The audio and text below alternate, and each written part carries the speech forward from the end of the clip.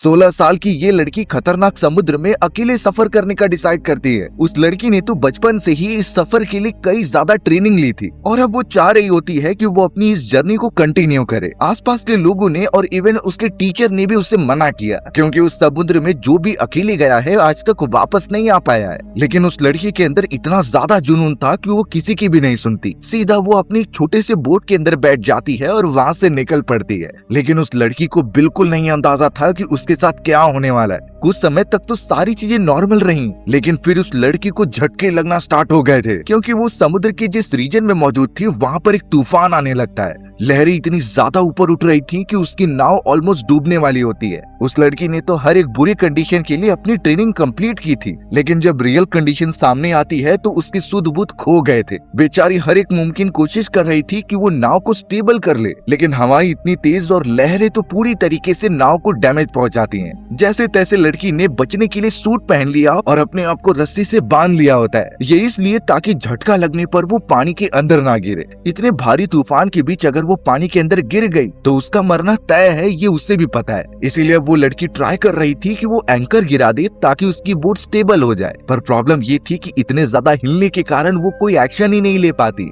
जैसे तैसे वो उस रस्सी को पकड़कर वापस बोट में जा रही थी, लेकिन लहरें इतनी ऊंची उठती हैं कि उसके इंजन रूम में पानी चला गया। सब कुछ इतना जल्दी हो रहा था कि उसे कुछ सोचने का टाइम ही नहीं मिलता और अब उसे पछतावा हो रहा था सालों पहले लिए गए उसके डिसीजन के ऊपर कि वो अकेले ही पूरी दुनिया के समुद्र को ट्रेवल करेगी। बात होती है कई साल पहले की, जब ये लड़की छोटी हुआ करती थी। उसका नाम जेसिका होता है, लेकिन ये बाकी बच्चों की तरह सोचती नहीं थी। जेसिका को बोट में ट्रेवल करना बहुत ज्यादा पसंद था और बचपन के समय में ही उसने डिसाइड कर लिया था कि उसे पूरी पृथ्वी का चक्कर अकेले लगाना है। जेसिका जब ये सारी बातें अपने पेरेंट्स से बताती है तो शुरुआत में उसके मॉम एंड डैड इसे मजाक समझ रहे थे, लेकिन बाद में पता चला कि जेसिका इसकी पूरी प्लानिंग करके बैठी है। उसने तो एक किताब में हर एक प्लान इंक्लूड करके रखा था कि कैसे वो समुद्र में नाव को चलाना सीखेगी और एक समय के बाद अपनी जर्नी चालू कर देगी। उसमें ये भी मेंशन था कि उसे कितने पैसे लगेंगे और उन पैसों को वो कहाँ से कमाएगी। वो बहुत मेहनत से पार्ट टाइम जॉब करेगी और बड़े बड़े ब्रांड से स्पॉन्सरशिप लेगी।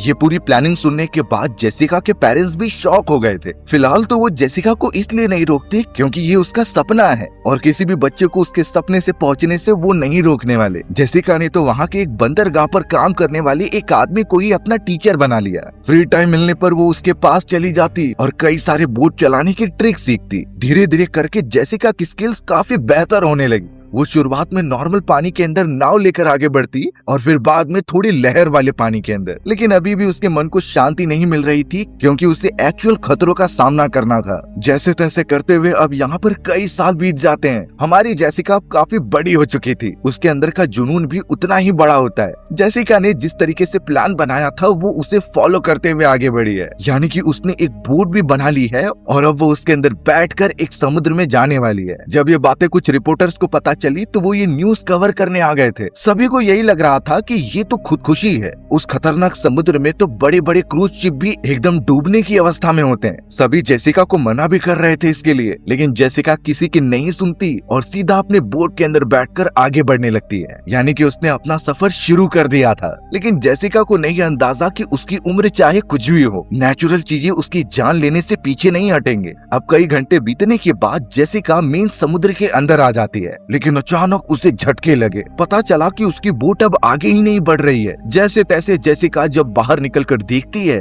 तो पता चला कि वहाँ पर कार्गो शिप मौजूद है जो एक्सपोर्ट इंपोर्ट का काम करती थी। उसका साइज इतना बड़ा होता है कि अगर उसकी बोट उसके नीचे आ गई तो पूरी तरीके से डिस्ट्रॉय होकर खत्म हो जाएगी। इस टकराव के कारण जेसिका की बोट को काफी डैमेज होता है और अब प्रॉब्लम ये है कि वो आगे नहीं बढ़ सकती। थोड़ी देर तक वेट करने के बाद वो कार्गो शिप आगे निकल गई। तब जाकर जेसिका अपने टीचर को कॉल लगाती है और इस पूरे कंडीशन के बारे में बताती है। जेसिका के टीचर ने उससे लोकेशन के बारे में पूछा। तब जाकर जेसिका जब पढ़ने की कोशिश करती है तो उसे प्रॉब्लम हो रही थी क्योंकि उसने बचपन से ज्यादा पढ़ाई पर ध्यान नहीं दिया था। वो तो अपने सपनों को पाने के लिए बिजी हो गई थी और जब वो थोड़ी टेंशन में भी होती है तो वो और ज्यादा नहीं पढ़ पाती। लेकिन उसने जितनी भी इन्फॉर्मेशन दी होती है उसके टीचर ने ये बात समझ ली थी और अगले दिन कुछ पुलिस ऑफिसर्स उस जगह पर आकर उसे रेस्क्यू कर लेते हैं। जेसिका का मुंह ऑब्वियसली उदास हो चुका था क्योंकि उसने अपना सफर कंप्लीट नहीं किया। थोड़ी देर के अंदर ही उसे किनारे पर ला दिया जाता है और पता चला कि उस जगह पर रिपोर्टर्स की भीड़ जमा हो चुकी है। सभी उसे एक तरीके से डिफेम कर रहे थे कि पहले तो वो बड़ी बड़ी बातें कर रही थी, लेकिन अब एक नॉर्मल से समुद्र को ही वो पार नहीं कर पा रही है। प्रेस कॉन्फ्रेंस में बैठने के बाद जेसिका के सामने कई सवाल रेज किए जाते हैं, यहाँ तक कि रिपोर्टर्स ने ये कह दिया उसके पेरेंट्स को कि जेसिका जैसे बच्चों को पढ़ाई पर फोकस करना चाहिए, ना कि ऐसे खतरनाक कामों को जिसमें जान जाने का इतना डर है। यहाँ तक कि गवर्नमेंट भी इसके अगेंस्ट हो चुकी थी कि जेसिका को वापस समुद्र में ना भेजा जाए। कई सारे रिपोर्टर्स ऐसे भी थे जो इसे इलीगल मानते हैं, यानी कि बच्चों को नॉर्मल काम पर ध्यान देना चाहिए। इस तरीके की चीजें करने पर जेसिका खतरे में पड़ सकती है। यानी ऑलमोस्ट पता चल रहा था कि हर एक कोई जेसिका के अगेंस्ट हो चुका है। जेसिका का दिमाग काम करना बंद कर दे रहा था और अब तो उसे खुद पर ही डाउट होने लगा। वो नहीं समझ पाती कि वो ये चीजें कर भी पाएगी कि नहीं। पर उस समय वहाँ उसके टीचर और उसकी मदर होती है। उसकी मदर ने तो साफ समझाया कि अभी ये समय बुरा चल रहा है, लेकिन तुम हार मत मानो और अपने आप को बेटर बनाने का ट्राई करो। इससे होगा ये कि तुम और निखर कर आओगी और सभी को चौंका दोगी। एक उसकी मदर ही थी जो इतनी ज्यादा उसे इस कंडीशन में मोटिवेट कर रही होती है। अब उसका टीचर भी जेसिका को एक बात दिखाने के लिए लेकर जाता है। वो एक छोटा कारखाना था जहाँ पर जेसिका के खराब हुए बोट को ठीक किया जा रहा होता है। वहाँ पर एक्चुअल में वो सारे लोग थे जो जेसिका के सपोर्टर्स होते हैं और वो चाहते थे कि जेसिका अपना सपना पूरा करे।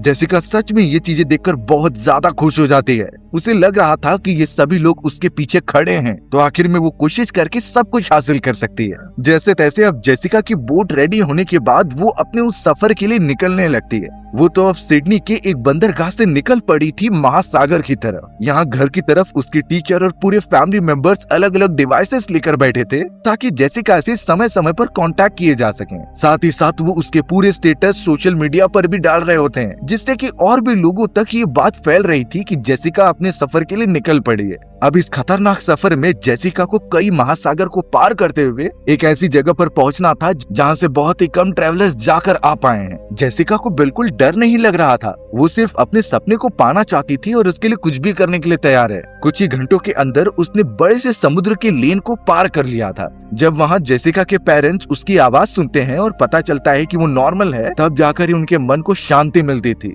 अब तक तो जेसिका का सफर एकदम सही चल रहा होता है। सेम प्लान किया गया था, उससे अच्छे रिजल्ट उसे मिलते हैं। अब तो न्यूज चैनल्स में भी पता चलने लगा था कि जेसिका ने अपना सफर स्टार्ट कर दिया है। कुछ लोग ऐसे भी थे जो उसकी नाकामयाबी का वेट कर रहे थे। अब उसके पेरेंट्स को पता चला कि जेसिका एक ऐसे महासागर के अंदर पहुंच गई है जो कि दुनिया में सबसे बड़े महासागरों में से एक है। उस जगह पर बहुत कम लोग जा पाए हैं और सरवाइव कर पाए हैं। यानी अब जेसिका का भी नाम स्वर्ण अक्षरों में लिखा जा चुका है उन खोजों के अंदर। जेसिका को भी उस जगह पर कई बड़ी बड़ी वेव्स दिखाई देती हैं और वहाँ नेचर का ऐसा नजारा था जो सभी को देखने नसीब नहीं होता। वो तो अपने आप पर महासागर का पानी भी गिराती है ये प्रूफ करने के लिए कि वो यहाँ से गुजर चुकी है और आगे भी और ज्यादा बढ़ेगी। लेकिन कहते हैं कि कभी कभी चीजें हमारे हिसाब से नहीं होती। जेसिका ने जब खिड़की से देखा तो पता चला आसमान लाल हो चुका है, यानी कि सनसेट होने वाला है। पर जेसिका को एक्चुअल में पता है कि कितना बड़ा तूफान यहाँ आने वाला है। इस तूफान से उसे निकलना होगा, इसलिए जल्द से जल्द वो अपने टीचर और पेरेंट्स को कांटेक्ट करती है। उसने सारी कंडीशन उन्हें समझा दी कि कौन सा बड़ा खतरा आने वाला है। वहाँ उसके टीचर ने भी कई सारे रिपोर्ट देखे और उसे पता चला कि मौसम सच में खराब होने वाला है। इसलिए अब रेड सिग्नल मिलने पर जेसिका तुरंत ही तैयार होने लगी और अपने सूट पहन लेती है। तूफान अब काफी पास आ चुका था और लहरों की इंटेंसिटी भी बढ़ने लग जाती है। जेसिका को उसके टीचर ने इस कंडीशन में जो जो चीजें सिखाई थी वो उन इंस्ट्रक्शंस को फॉलो करते हुए अप्लाई करने लगी। उसने एंकर भी डाल दिया और बोट की स्पीड को स्लो कर दिया, लेकिन लहरें इतना ज्यादा झटका मार रही थी कि बोट स्टेबल ही नहीं हो पाती। पानी भी अब बहुत तेजी से इंजन के अंदर जाने लगा था। तो अब जेसिका जैसे तैसे अंदर पहुंचती है और सारी खिड़की दरवाजे बंद करने लगती है। बोट इतना हिल रहा था कि वो खड़ा नहीं हो पा रही थी। प्रॉब्लम की बात ये होती है कि अब जितनी भी चीजें बोट के अंदर होती हैं, उनमें से कुछ जेसिका के सर पर आकर लग गई। बेचारी जेसिका वहीं पर थोड़ी देर के लिए बेहोश हो जाती है। अगले दिन पता चला कि तूफान जा चुका है और जेसिका सही सलामत है। तुरंत ही उसने अपने फैमिली मेंबर्स को अपना स्टेटस बताने के लिए कॉल किया और कहा कि उसने तूफान पार कर लिया है और वो एकदम सुरक्षित है। वहाँ दूसरी तरफ जितने भी रिपोर्टर्स थे उन्हें पता चला कि जेसिका ने तूफान पार कर लिया है, तो वो जेसिका के टीचर और घर पर जाते हैं उनसे पूछताछ करने के लिए। यानी कि न्यूज चैनल वाले अभी भी कुछ न कुछ ढूंढ रहे थे जिससे उनकी टीआरपी और आगे बढ़े, लेकिन एक्चुअल सफर तो वहाँ जेसिका तय कर रही थी इतने बड़े महासागर के अंदर। उसे पता था कि एक गलती उसकी जान ले लेगी, लेकिन उसने हर एक चीजों के लिए अपने आप को तैयार किया था, इसीलिए वो उन्हें फॉलो करके आगे बढ़ती है। जेसिका ने तो अपनी हर एक चीजों को वहाँ रिकॉर्ड करना स्टार्ट कर दिया था। ये उसकी मेमोरी होगी जो आगे चलकर लोगों को इंस्पायर करेगी। जेसिका के पेरेंट्स हमेशा उससे कांटेक्ट में रहते और कुछ ही समय के अंदर क्रिसमस का भी टाइम आ जाता है। उसके पेरेंट्स पहले ही जेसिका के लिए गिफ्ट वहीं पर छोड़े रखे थे, जिसे जेसिका उन्हें कॉल करके ओपन करती है। उसने तो बोट के अंदर भी बहुत सजावट कर रखी थी, यानी वो दूर होने के बावजूद भी अपने फैमिली के साथ इतना कनेक्टेड है। अब यहाँ पता चल रहा था कि इतना लंबा सफर तय करने के बाद जेसिका उस लोकेशन पर पहुंच चुकी है जो अंटार्कटिक महासागर और बाकी महासागरों को एक दूसरे से जोड़ता है। कहा जाता है कि उस जगह का मौसम इतना खराब होता है कि बड़ी से बड़ी शिप भी वहाँ पर सरवाइव नहीं कर पाती, लेकिन जेसिका और उसके टीचर ने इसके लिए भी प्लान बना कर रखा था। वो लहरों के बीच बोट को इस तरीके से हिला रही थी ताकि उसका बैलेंस बना रहे। और अच्छी बात होती है कि उनका ये प्लान काम कर रहा होता है, यानी वो उस खतरनाक रीजन को पार करके और आगे बढ़ रही थी। इंसानी जगत में ये एक चमत्कार होता है जो कि जेसिका ने अपने दम पर कर दिखाया है। ये बातें अब चारों तरफ आग की तरह फैलने लगी। जेसिका को इससे काफी अच्छी रिकॉग्निशन मिलने लगी होती है। जेसिका और उसका टीचर भी इससे बहुत ज्यादा खुश हो रहे थे, पर उन्हें क्या पता कि एक ऐसी कंडीशन सामने आने वाली है जिसके बारे में उन्होंने सोचा ही नहीं था। जेसिका ट्रैवल करते हुए अब एक ऐसे लोकेशन पर पहुंच गई जहां पर पानी तो दूर दूर तक फैला हुआ था, लेकिन हवाएं बिल्कुल नहीं चल रही थी। पानी एकदम स्टिल होता है, जिसकी वजह से उसकी बोट भी एक ही जगह पर रुकी रहती है। अगर हवा नहीं होगी तो उसकी बोट आगे नहीं बढ़ेगी। जेसिका एक ही जगह पर कई घंटों तक रुकी रही। उसे भी पता था कि ऐसी सिचुएशन में वो कुछ नहीं कर सकती, उसे तो वेट ही करना होगा हवा के चलने का।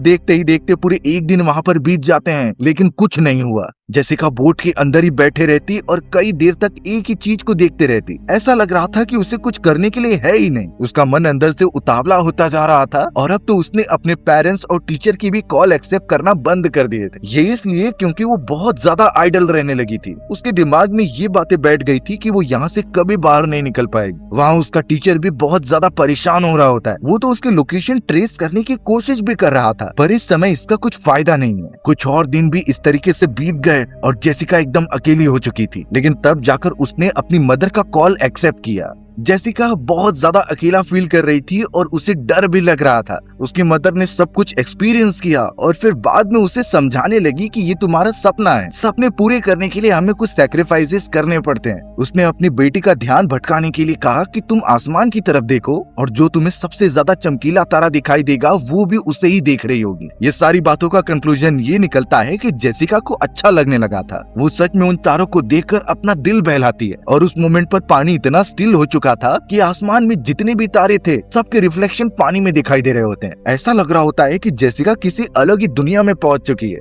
अच्छी बात सबसे ये हुई कि थोड़ी देर के अंदर ही वहाँ पर हवा चलने लगी। हवा की वजह से पर्दे हिलने लग जाते हैं, यानी कि उसकी बोट आगे बढ़ती है। जेसिका के चेहरे पर एक और बार खुशी आ गई और अब वो पहले की तरह एकदम एक्साइटेड होकर बोट को आगे लेकर बढ़ने लगी। इस बार जेसिका को कॉन्फिडेंट था कि वो अपने घर वापस पहुँच कर रहेगी। वो अपनी फैमिली से मिलना चाहती थी और उन्हें अपनी अचीवमेंट बताना चाहती थी। अब कुछ ही 100 किलोमीटर बचे थे उसे अपने कॉन्टिनेंट में पहुंचने के लिए। जेसिका ने तो अपने फैमिली मेंबर से भी कांटेक्ट करके ये कह दिया कि वो सही सलामत पहुंच जाएगी। वो लगातार अपनी मदर से बातचीत करते हुए अपने टीचर को इन्फॉर्मेशन प्रोवाइड करती है, पर उसने काम करते हुए नोटिस किया कि उसके बोट में छोटी सी दरार पड़ी हुई है। उसने तुरंत ही सोचा कि ये दरार जरूर लास्ट टाइम आए हुए उस तूफान की वजह से हुआ होगा। इसे ठीक नहीं किया गया तो ये आगे चलकर बड़ा हो सकता है, इसलिए जेसिका ने जरा भी टाइम नहीं गवाया और उस दरार को पूरी तरीके से भरने लगी। अब उसके बोट और घर के बीच ज्यादा डिस्टेंस बचा नहीं था। जेसिका बहुत ज्यादा खुश थी क्योंकि इसके बाद उसकी जिंदगी बदलने वाली है। चारों तरफ उसकी ही जर्नी के बारे में बातचीत की जा रही थी, यानी वो एक्चुअल में काफी फेमस हो चुकी है। लेकिन किस्मत को ज्यादा हैप्पी एंडिंग पसंद नहीं आती। जेसिका की अचानक नजर जाती है वेदर फोरकास्ट की तरफ और पता चला कि जिस जगह से वो आगे बढ़ रही है वहीं पीछे की तरफ अंटार्कटिका के महासागर से एक तूफान उसकी तरफ बढ़ रहा है। इस तूफान के अंदर कुछ टॉर्नेडोज भी हैं जो काफी ज्यादा स्पीड से उसकी तरफ ही आ रहे थे।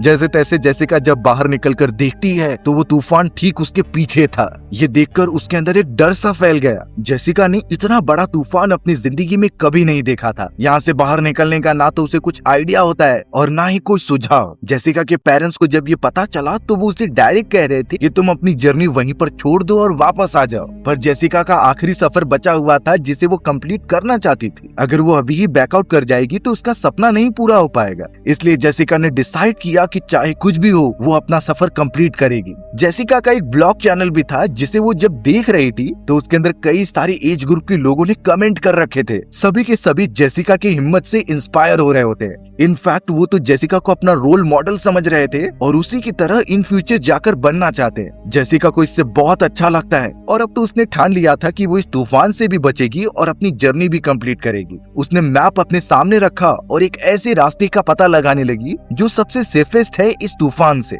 कुछ देर की रिसर्च के बाद जब उसे एक रास्ता पता चला तो वो अपनी टीचर को इस पूरे प्लान के बारे में बताती है। जेसिका ने तुरंत अपने प्लान के बारे में अपने टीचर और फैमिली मेंबर्स को बताया। वो कह रही थी कि भले ये तूफान बहुत बड़ा है लेकिन उसके अजम्पशन के हिसाब से इस पूरे तूफान की इंटेंसिटी एक जगह पर सबसे कम होती है, तो वो उसकी दूसरी तरफ बढ़ने के बजाय उस तूफान के अंदर जाएगी, वो भी बिना एंकर लगाए, जिससे कि वो बहुत तेजी से तूफान से बाहर निकल सकती है। लेकिन यहाँ पर ये प्लान जेसिका के टीचर को ठीक नहीं लगता। उसने और उसके पेरेंट्स ने तुरंत ही कहा कि जेसिका को वापस आने के लिए, पर उन्हें क्या पता था कि जेसिका ने अब डिसीजन ले लिया था। वो उनके इंस्ट्रक्शंस नहीं फॉलो करती और अपना सूट पहन लेती है, यानी कि अब वो उस तूफान के अंदर जाने वाली है। तूफान इतना भयंकर था कि वहाँ की लहरें काफी ऊंचाई तक उठ रही थीं और अब थोड़ी ही देर के अंदर उसकी वो बोट भी तूफान के अंदर फंस जाती है। जेसिका ने पूरा केबिन काफी अच्छी तरीके से टाइट करके रखा था ताकि पानी अंदर ना घुसे। अब से शुरू हो रहा था उसका एक खतरनाक चैलेंज जिसमें उसकी जान जाने के चांसेस बहुत ज्यादा हैं। जेसिका के टीचर और फैमिली मेंबर्स काफी ज्यादा परेशान हो रहे थे। अब तो जेसिका के बोट को इतने ज्यादा झटके लगते हैं कि वो ऊपर उछलने लगी थी। वो एक जगह पर ठहर ही नहीं पाती और कई सारे उसके बॉडी पार्ट पर डैमेज हुए थे। इतना हिलने के कारण उसे उल्टियां भी हो रही थी और एकदम मन मचलने लगा था। बाहर की तरफ आसमान इतना काला हो चुका होता है और तूफान की इंटेंसिटी मानो बढ़ती ही जा रही थी।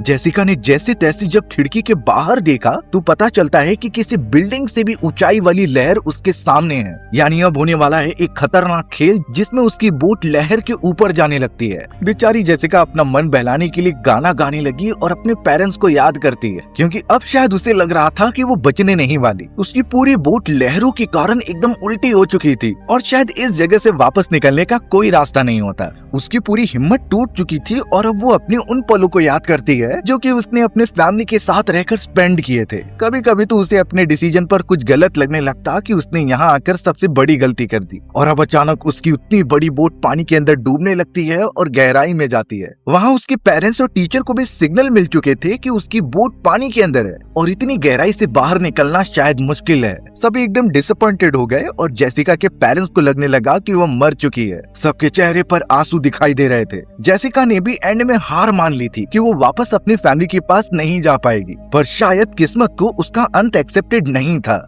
अचानक कुछ ऐसा हुआ जिससे कि जेसिका की बोट पानी के ऊपर आ गई, वो भी बहुत ज्यादा फोर्स में, और अब तो वो बड़ा तूफान उस जगह से काफी दूर जा चुका था। ये इसलिए हो पाया क्योंकि जेसिका ने अपने पूरे केबिन को एयर पैक करके रखा था। वो जो छोटी सी दरार हुई थी उसे भी उसने काफी अच्छी तरीके से पैक कर दिया होता है। तो इसका मतलब ये है कि अगर उसकी बोट पानी के कितने भी अंदर चली जाए तो इंटरनल प्रेशर के कारण वो ऊपर आ ही जाएगी। जेसिका अपने आप को लकी फील कराती है कि आखिर वो बच गई और अब लगता है कि वो अपने घर सही सलामत पहुंच जाएगी। ये सारी खबर जेसिका ने अपने पेरेंट्स को तुरंत प्रोवाइड की। सभी लोग इस बात से बहुत ज्यादा खुश हो जाते हैं कि जेसिका वापस आ रही है। इनफैक्ट उनके घर के बाहर जो इतने सारे रिपोर्टर्स बैठे हुए थे, जेसिका के पेरेंट्स उन्हें आकर बता देते हैं कि वो सही सलामत है और वो जल्द से जल्द अपना सफर तय करके इसी बंदरगाह की तरफ बढ़ रही है। वो सारे रिपोर्टर्स जो कुछ समय पहले जेसिका के अगेंस्ट थे वो अब उसकी सराहना करने लगते हैं। सारे न्यूज चैनल्स में जेसिका के ही चर्चे होते जा रहे थे, यानी अब वो एक बहुत ही बड़ी फिगर बन चुकी है।